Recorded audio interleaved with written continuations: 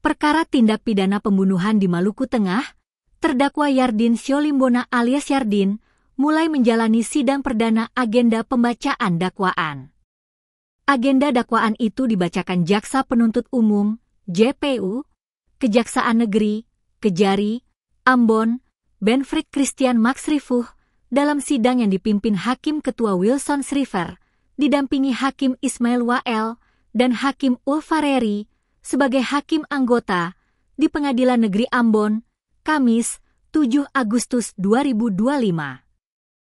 Terdakwa mengikuti sidang perdana didampingi penasehat hukum, Heri Ricardo Joris dan Nurbaya Moni. Aksi terdakwa tepat pada Senin 31 Maret 2025, sekitar pukul 16.30 WIB, bertempat di Kompleks HP Dusun Wayasel, Negeri Wakasihu, Kecamatan Leihitu Barat, Kabupaten Maluku Tengah, Provinsi Maluku, tepat di rumah terdakwa.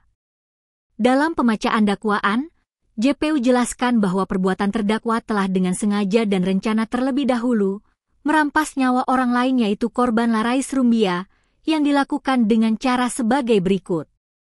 Awalnya korban dalam keadaan mabuk berjalan lewat depan rumah terdakwa, kemudian saksi Watuti selaku istri terdakwa melihat korban dan langsung menutup pintu rumah. Melihat respon tersebut, korban membuat keributan di depan rumah terdakwa dan memukul pintu rumah dengan ceret yang dipegangnya saat itu. Korban juga melempari pintu rumah sehingga pintu terbuka. Saat pintu rumah terbuka, korban sempat masuk ke dalam rumah. Namun, istri terdakwa bersama dengan anak-anak yang takut lalu berteriak untuk meminta tolong. Ibu terdakwa Waode Sarinda kemudian datang meminta korban agar segera keluar dari dalam rumah. Kejadian tersebut, terdakwa sementara berada di rumah orang tuanya yang berjarak sekitar 15 meter dari tempat kejadian tepat di rumah terdakwa. Mendengar keributan, terdakwa langsung cepat-cepat menuju rumahnya. Sesampai di rumah, terdakwa melihat korban yang sementara membuat keributan di halaman rumahnya. Bahkan saat itu, korban sempat menggerakkan tangan kanannya hendak memukul ibu terdakwa. Melihat tindakan korban, terdakwa langsung mengebas sebilah pedang yang diambil dari rumah orang tuanya. Terdakwa langsung mengempaskan pedang ke leher korban. Seketika, korban langsung terbaring bersimbah darah. Korban tidak bergerak lagi dan meninggal dunia. Tindakan terdakwa disaksikan istri dan ibu terdakwa.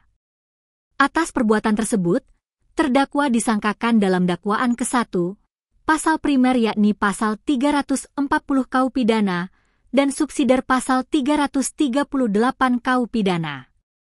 Sementara dakwaan kedua primer pada pasal 353 ayat 3 KUH pidana dan subsidiar pasal 351 ayat 3 KUH pidana. Sidang kemudian ditutup dan akan dilanjutkan pekan depan dengan agenda pemeriksaan saksi.